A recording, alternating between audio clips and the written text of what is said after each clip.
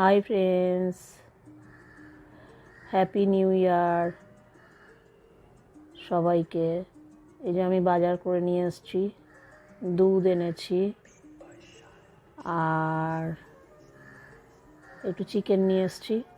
আজকে বছরের প্রথম দিন জানুয়ারির, তো বিরিয়ানি করব। সাথে নিয়ে এসেছি রসুন আর লেবু, আর সব মোটামুটি আমার ঘরেই আছে। চিকেন বিরিয়ানি করব আর একটু চিকেন তন্দুর করব, তন্দুরটা অন্য দিন করব, আর বিরিয়ানিটা আজকে হবে।